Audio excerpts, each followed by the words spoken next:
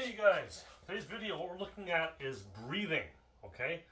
A lot of people are confused about how to properly breathe during exercise. They hold their breath, or they're doing mouth breathing, okay? There's a lot of just a lot of confusion about it, okay? And unfortunately, proper breathing is not taught in schools, and it's not even taught in most conventional fitness training courses and things like that. Like you learn your personal trainer certification. It's great, but they don't really mention breathing. Okay, I've just never seen it. Okay, my knowledge of breathing came from martial arts. Okay, and qigong practice and things like that, which I think should be taught in schools, honestly, but they're not. Okay, so first of all, tension. That's really the big problem, okay? I did a video a while ago, recently, where I said don't intentionally tense your core. Only hold it enough to hold your position, okay? So, if I'm doing a deadlift, okay, I'm not thinking, oh, I'm going to squeeze my stomach as I do it. No, I'm just thinking, am I in position? Is my butt out? Is my chest out? Am I positioned properly? And then when I do that deadlift, okay, I will hold it so that I'm not going to round it. I can't, this is no good. Obviously, I'm not holding it enough. I have to hold it so that I'm holding position, but I'm not tensing it. Okay, there's a difference. Okay? So that's the thing. So when people say tense your core, it encourages tension. Because you're what? They say tense your core. You always think, you squeeze your core. I mean, that's not what you need, okay? That's energy being taken away from the task which you're trying to do, okay? A deadlift, a squat, a chin-up, a punch, or whatever, okay? So, no tension, okay? Breathe in, breathe out by using the stomach, okay? So there's two kinds of breathing. There's Buddha's breath and there's Taos breath, okay? Buddha's breath means you're breathing in here. Now, what I'm doing is I'm touching the tongue to the roof of my mouth. And doing that will create what we call a complete circuit, okay? So energy won't be leaking out, all right? So touch your tongue to the roof of your mouth, and as you inhale, my stomach will expand. And as I exhale, it'll contract and flatten out, okay? Buddha's breath, okay?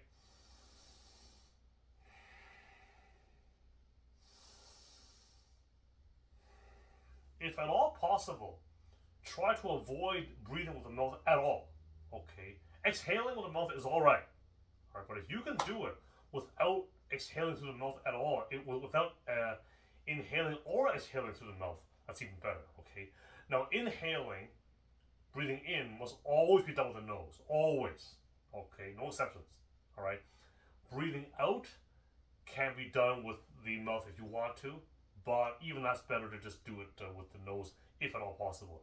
If you're under a heavy strain, a big weight or whatever, you may need to breathe out with pursed lips, but we're not talking about like, where we're the, if I'm doing a deadlift again, right? It's this kind of thing, right? Okay? And always breathe out with the effort, okay? Now, another way of breathing, which is maybe a bit more forceful, if you're, doing like boxing and punching and you want to get more power in your strikes and things, and internal work, that kind of stuff, is you would do what's called a Taoist breath. A Taoist breath is the opposite. Taoist breath, you are actually pulling in your stomach as you inhale and then letting it out as you exhale, okay? And the stomach vacuum, which is it used to be done in bodybuilding contests, not now, because their stomachs are too big.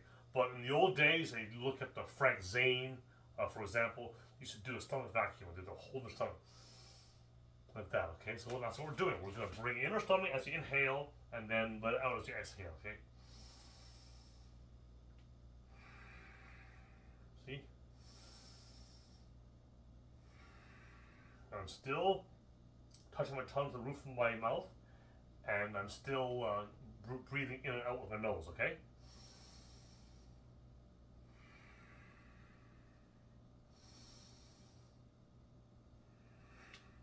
Okay, so sometimes if I'm doing martial arts movements, okay, let's say I'm doing like something like bagua, where I will bring my hands up, circle up and into a seizing strike like this, a downward seizing strike of that.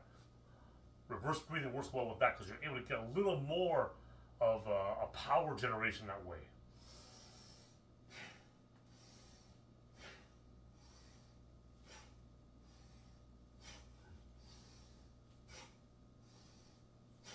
Okay? In that kind of thing. But if you're doing general like fitness movements, squats, deadlifts, chin-ups, rows, presses, whatever, then you're gonna use the Buddha's breath, the first one. Okay, inhale, exhale. Okay, and that's the way you always want to breathe. And of course, exhaling is always done on the effort part of a movement. Okay, going back to the deadlift again. Okay, now deadlift. You will take in a breath before you move because you're starting from the low position. Okay, I'm down here. I breathe in before I move. A lot of people get confused about that. They think you have to breathe in. You have to breathe in or out every time you move. All right, or only when you start a move, an exercise. That's not true. Okay, you will breathe in before you move on that exercise because you're already in low position. If I'm doing a squat, I'm taking the barbell off the rack or taking dumbbells or whatever, I'm doing a squat. Well, now I'm going to inhale as a lower because I'm starting in the high position. Okay.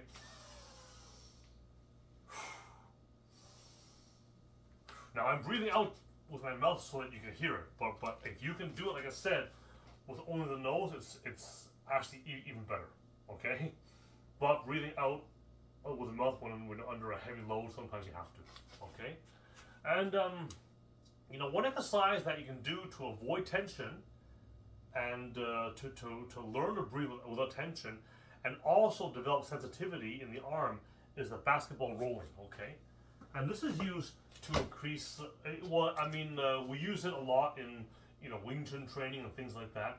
But it's used to increase the sensitivity in your arms and get that kind of flow and not have too much tension because you're moving around. You can't have too much tension. Okay. And what I'm doing is I'm simply moving my arm around here, the basketball on different parts of my arm, right? Sometimes it goes to my hands, sometimes it goes to my forearm, right? And I'm just moving here, and I'm here, and I'm stepping around in random patterns. Step here, step back, right? So here, okay.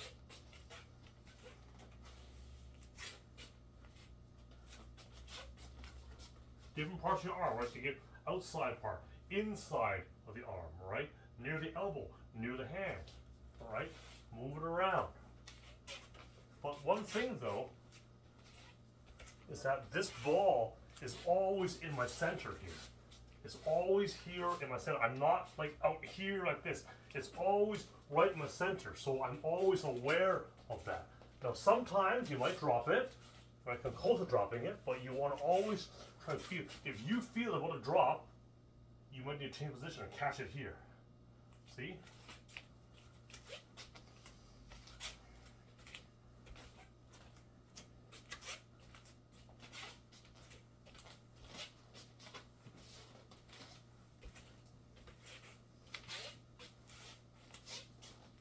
Okay?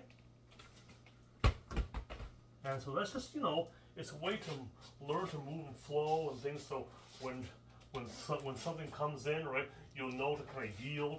There's my bong style into a hurling strike, right? And you learn to stay calm, as you're moving, okay? And that way you'll hopefully do the same thing in a fight, okay? So anyways, I hope you found this useful, okay? Spend some time and do that basketball rolling drill. It's really good. It's really effective, okay? And it's a bit of fun too, okay? You can do it while you're watching TV or whatever, okay? All right, so I hope you found this useful. Any questions, send me a message, leave a comment below, and see you guys soon.